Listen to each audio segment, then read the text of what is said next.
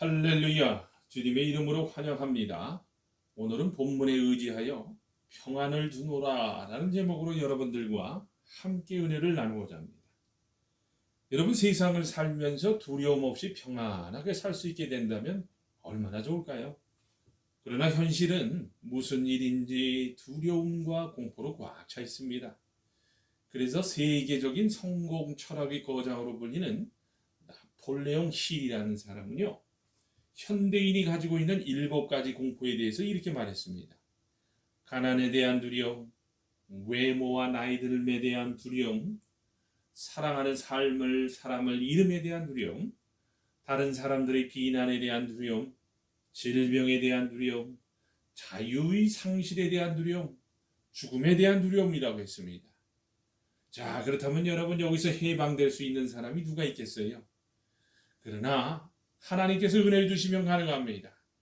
오늘 본문을 보니까요, 우리 좋으신 예수님께서 평안을 약속해 주셨습니다. 평안을 너희에게 끼치노니 곧 나의 평안을 너희에게 주노라. 내가 너희에게 주는 것은 세상이 주는 것과 같지 아니하리라. 너희는 마음에 근심하지도 말고 두려워하지도 말라. 아멘, 아멘. 여러분, 이 말씀은요, 내가 다 이길 수 있는 평안을 줄 테니 이제 너희는 근심도 두려움도 할 필요 없다는 말씀입니다. 여러분, 얼마나 놀라운 복음 아닙니까? 여기서 여러분 2가지의 평안이 나옵니다. 그것은 세상이 주는 평안과 주님께서 주시는 평안입니다. 여러분, 세상의 평안은 잘 먹고 잘 살고 건강하고 무슨 일 없으면 되는 그런 평안입니다. 그런데 이상하지 않습니까? 잘 사는 사람들이 더 불안하고 잘 사는 나라들이 더 자살률이 높다는 건 무엇을 의미할까요? 그것은 참 평안이 아니라는 거예요. 그런데 그런 가짜 평안 말고 하나님께서 주시는 참 평안이 있다고 합니다. 제사장 고라의 자손들은 이렇게 찬양을 했습니다. 시편 46편 1절에서 3절을 보면요, 하나님은 우리의 피난처시요 힘이시니 환난 중에 만날 큰 도움이시라. 그러므로 땅이 변하든지 산이 흔들려 바다 가운데 빠지든지 바닷물이 솟아나 뛰놀든지 그것이 넘침으로 산이 흔들릴지라도 우리는 두려워하지 아니하리로다. 아멘. 이런 평안의 사람이 되시기를 바랍니다. 자, 그렇다면 여러분은 어떻게 온전한 평안을 받을 수 있을까요? 첫 번째입니다. 내가 죄인이라는 것을 깨닫고 그 즉시 죄를 버림으로 받을 수 있습니다. 이사야 57장 21절을 보면요, 내 하나님의 말씀에 악인에게는 평강이 없다고 했습니다.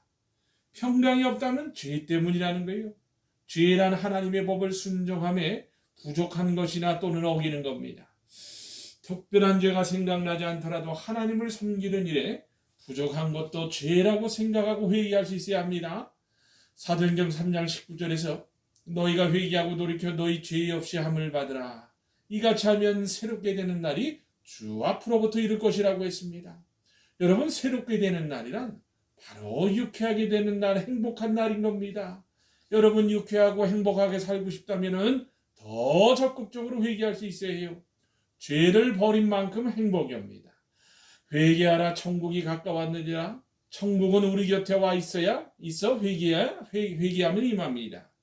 잠언서 1장 33절에서 오직 내 말을 듣는 자는 평안히 살며 재앙에 두려움이 없이 안전하리라고 했습니다. 그러므로 여러분, 자나깨나 회개를 할 수 있어야 합니다. 우리가 날마다 세수하고 씻는 것처럼 마음을 깨끗하게 씻을 수 있어야 합니다. 그러면 불안이 떠나가고 불안이 떠납니다. 죄를 가진 자에게는 인생길에 한없이 불안하지만 죄를 버리는 사람에게는 그 길은 한없이 평탄하고 안좋은 즐거운 길이라는 거예요. 여러분, 2번째입니다. 지혜가 우리를 평안하게 합니다. 잠언서 4장 6절에서 8절을 보면요, 지혜를 버리지 말라. 그가 너를 보호하리라. 그를 사랑하라. 그가 너를 지키리라. 그를 높이라. 그리하면 그가 너를 높이 들리라. 만일 그를 품으면 그가 너를 영화롭게 하리라고 했습니다. 여러분, 이 지혜는요, 예수님이시기도 하고 문자 그대로 지혜이기도 합니다. 다윗이 사울의 시기를 받다 쫓겨다닐 때 얼마나 지혜로웠습니까? 지혜가 그의 생명을 지켰습니다. 여러분 요셉을 보세요. 요셉도 지혜로웠습니다. 다니엘과 세 친구도 왕의 산의 진미를 거절할 때 보면 지혜로웠어요. 여러분 그래서 우리가 지혜를 구할 수 있어야 합니다. 여러분 그러려면 먼저 잠언을 읽을 수 있어요. 잠언서 4장 14절에서 15절에는요. 사악한 자의 길에 들어가지 말며 악인의 길로 다니지도 말지어다.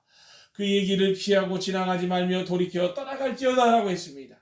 죄만 안 지면 된다고 생각하지 말고 피해 다닐 수 있는 지혜도 있어야 합니다. 여러분 지혜를 구하세요. 깨닫고 나면 무릎을 칠 만한 것들이 얼마나 많습니까? 그래서 하나님께서 내 백성이 지식이 없어 망한다고 하지 않으셨어요. 그 지혜가 우리를 살리고 건강과 부요와 평안을 가져다 줄 겁니다. 여러분 세 번째입니다. 믿음에 굳게 서야 합니다. 이사야 26장 3절에서 주께서 심지가 견고한 자를 평강하도록 지키시리니 이는 그가 주를 신뢰함이니 라고 했습니다.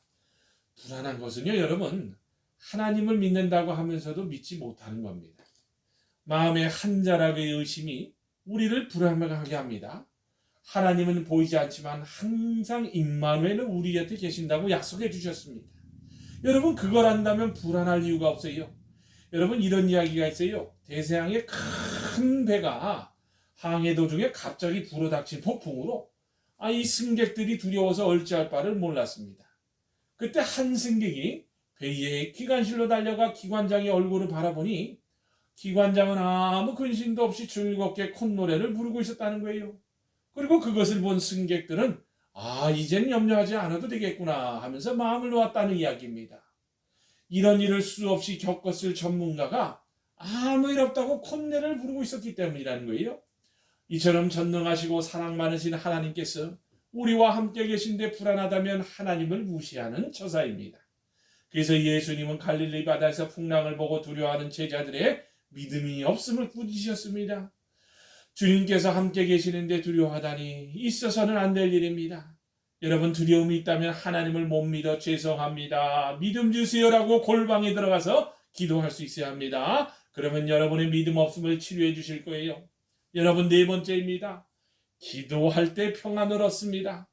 빌립보서 4장 6절에서 7절을 보면요. 아무것도 염려하지 말고 다만 모든 일에 기도와 간구로 너희 구할 것을 감사함으로 하나님께 아뢰라. 그리하면 모든 지각에 뛰어난 하나님의 평강이 그리스도 예수 안에서 너희 마음과 생각을 지키시리라고 하셨습니다. 여러분 기도를 하면 하나님의 임재를 느낄 수도 있고 그 임재는 무한한 평안이 됩니다. 또한 하나님께서 나의 기도를 들으셨다는 확신이 평안을 하게 합니다. 한나가 하나님 앞에 눈물로 기도하고 심정을 통한 다음에 여러분 성경에 뭐라고 기록하고 있어요? 얼굴에 수색이 없었다고 했습니다. 그러므로 기도하고도 마음의 짐을 내려놓지 못한다면 진실과 믿음의 부족입니다. 기도하라 하면 기도 못한다고 하시는데 청산유수 같은 기도보다 골방에 들어가서 한마디의 진실한 기도가 중요한 겁니다. 그러면 평안이 오고 응답이 옵니다. 하나님께서 주시는 평안은 어떤 염려, 어떤 상처까지도 덮어버릴 수 있는 지각에 뛰어난 평강입니다. 모세가 시내산에서 하나님을 뵙고 내려올 때 얼굴에 광채가 났다고 하지 않습니까? 그만큼 마음도 평안했다는 거예요. 여러분 마지막 5번째입니다. 성령께서 임하심으로 평안하게 된다는 거예요. 로마서 14장 17절에 보면요. 하나님의 나라는 먹는 것과 마시는 것이 아니요 오직 성령 안에 있는 의와 평강과 희락이라. 여러분 영적 세계는 보니까요 상대적인 겁니다. 성령께서 내 마음에 임하시면요 악령이 물러가고 평안이 임합니다. 그래서 누가복음 11장 20절에서 내가 만일 하나님의 손을 힘입어 귀신을 쫓아낸다면 하나님의 나라가 이미 너에게 임하였느니라고 했던 건 아니겠어요? 이처럼 예수님께서는 많은 사람들을 귀신에서 자유하게 하시고 평안을 주셨습니다. 개인과 가정과 교회와 사회와 국가와 인류의 평안을 위해서 여러분 기도할 수 있어야 합니다. 예수님께서 귀신 들린 세대라는 낱말을 사용하셨습니다. 귀신 들린 세대가 되면 죄가 죄인 줄도 모릅니다. 예수님께서 인자가 올 때 세상에서 믿음을 보겠느냐고 하시며 억울한 일을 만난 과부 이야기를 하셨듯 지금 그런 기도가 필요합니다. 여러분 오늘날의 대한민국과 이 미국 땅을 보세요.